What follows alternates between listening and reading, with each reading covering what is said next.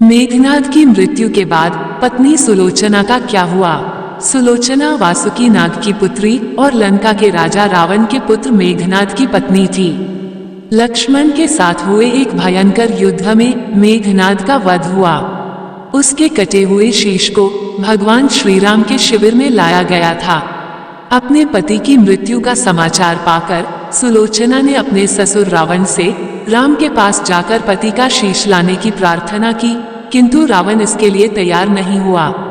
उसने सुलोचना से कहा कि वह स्वयं राम के पास जाकर मेघनाद का शीश ले आए, क्योंकि राम पुरुषोत्तम है, इसलिए उनके पास जाने में तुम्हें किसी भी प्रकार का भय नहीं करना चाहिए। रावण के महापराक्रमी पुत्र मेघनाद का वध करने की प्रतिज्ञा लेकर लक्ष्मण जिस समय युद्ध भूमि में जाने के लिए प्रस्तुत हुए, तब राम उनसे कहते हैं, लक्ष्मण, रण में जाकर तुम अपनी वीरता और रणकौशल से रावण पुत्र मेघनाद का वध कर दोगे, इसमें मुझे कोई संदेह नहीं है। परंतु एक बात का विशेष ध्यान रखना कि मेघनाद का मस्तक भूमि पर कदापि नहीं गिरना चाहिए, क्योंकि मेघनाद एक नारी व्रत का पालक है और उसकी पत्नी परम पतिव्रता है। ऐसी साध्वी के पति का मस्तक अगर पृथ्वी पर गिर पड़ा तो हमारी समस्त सेना का ध्वंस हो जाएगा और युद्ध में विजय की आशा त्याग देनी पड़ेगी। लक्ष्मण अपनी सेना लेकर चल पड़े। समरभूमि में उन्होंने वैसा ही किया। युद्ध में अपने बाणों से उन्होंने मेघनाद का मस्तक उतार लिया, पर उसे पृथ्वी पर नहीं गिरने दिया। हनुमान उस मस्तक को रघुनंदन के पास ले आए। मेघनाद की दाहिनी भुजा आकाश में उड़ती हुई उसकी पत्नी सुलोचना के पास जाकर गिरी। सुलोचना चकित हो गई। दूसरे ही क्षण अत्यंत दुख से कातर होकर विलाप करने लगी, पर उसने भुजा को स्पर्श नहीं किया।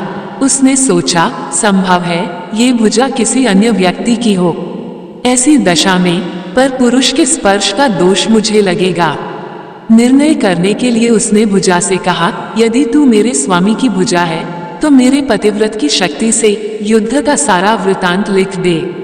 भुजा में दासी ने लेखनी पकड़ा दी। लेखनी ने लिख दिया, प्राणप्रिय, ये भुजा मेरी ही है। युद्ध भूमि में श्री राम के भाई लक्ष्मण से मेरा युद्ध हुआ। लक्ष्मण ने कई वर्षों से पत्नी, अन्न और निद्रा छोड़ रखी है। वे तेजस्वी तथा समस्त दैवी गुणों से संपन्न है। संग्राम में उनके साथ मेरी एक नहीं चली। अंत में उन्हीं के बाणों से विद्ध होने से मेरा प्राणांत हो गया।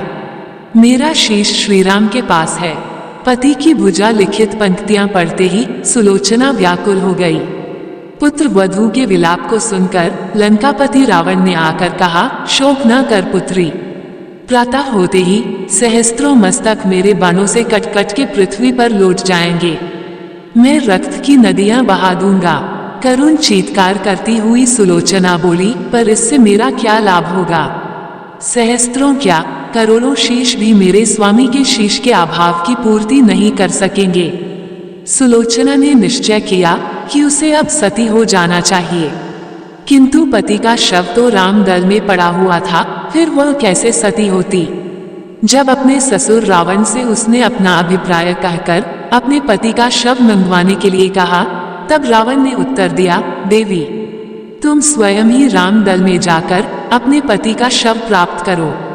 जिस समाज में बाल ब्रह्मचारी हनुमान, परम जितेंद्रिय लक्ष्मण तथा एक पत्नी व्रती भगवान श्री राम विद्यमान है, उस समाज में तुम्हें जाने से डरना नहीं चाहिए। मुझे विश्वास है कि इन स्तुत्य महापुरुषों के द्वारा तुम निराश नहीं लौटाई जाओगी। सुलोचना के आने का समाचार सुनते ही श्री राम खड़े हो गए और स्वयं चलकर सुलोचना के पास आए और बोले, देवी, तुम्हारे पति विश्व के अन्यतम योद्धा और पराक्रमी थे। उनमें बहुत से सद्गुण थे, किंतु विधि की लिखी को कौन बदल सकता है। आज तुम्हें इस तरह देखकर मेरे मन में पीड़ा हो रही है। सुलोचना भगवान की स्तुति करने लगी। श्री राम ने उसे बीच में ही टोकते हुए कहा, देवी, मुझे लज्जित न करो। पतिव्रता की महिमा अपार है, उसकी शक्ति की तुलना नहीं है। मैं जानता हूँ कि तुम परम सती हो। तुम्हारे सतीत्व से तो विश्व भी थर्राता है। बताओ कि मैं तुम्हारी किस प्रकार सहायता कर सकता हूँ। सुलोचना ने अश्रुपूरित नयनों से प्रभु की ओर देखा और बोली, हे राघवेंद्र, मैं सती होने के लिए अपने पति का मस्तक लेने के लिए यहाँ पर आई हूँ। श्री राम ने शीघ्र ही ससम्मान मेघनाद का शीश मंगवाया और सुलोचना को दे दिया। पति का छिन्न शीश देखते ही सुलोचना का हृदय अत्यधिक द्रवित हो गया। उसकी आंखें बड़े जोरों से बरसने लगीं। रोते रोते उसने पास खड़े लक्ष्मण की ओर देखा और कहा, सुमित्रानंदन, तुम भूलकर भी गर्व मत करना कि इनका वध आपने किया है। मेरे स्वामी को धराशायी करने की शक्ति विश्व में किसी के पास नहीं थी। ये तो 2 पतिव्रता नारियों का भाग्य था। आपकी पत्नी भी पतिव्रता है और मैं भी पति चरणों में अनुरक्ति रखने वाली उनकी अनन्य उपासिका हूँ। पर दुर्भाग्य से मेरे पति एक पतिव्रता नारी का अपहरण करने वाले पिता का अन्न खाते थे और उन्हीं के लिए युद्ध में उतरे थे। इसी से मेरे जीवन धन परलोक सिधारे। सभी योद्धा सुलोचना को राम शिविर में देखकर चकित थे। वे यह नहीं समझ पा रहे थे कि सुलोचना को ये कैसे पता चला कि उसके पति का शीश भगवान राम के पास है। जिज्ञासा शांत करने के लिए सुग्रीव ने पूछ ही लिया कि यह बात उन्हें कैसे ज्ञात हुई कि मेघनाद का शीश श्री राम के शिविर में है। सुलोचना ने स्पष्टता से बता दिया, मेरे पति की भुजा युद्ध भूमि से उड़ती हुई मेरे पास चली गई थी। उसी ने लिखकर मुझे बता दिया।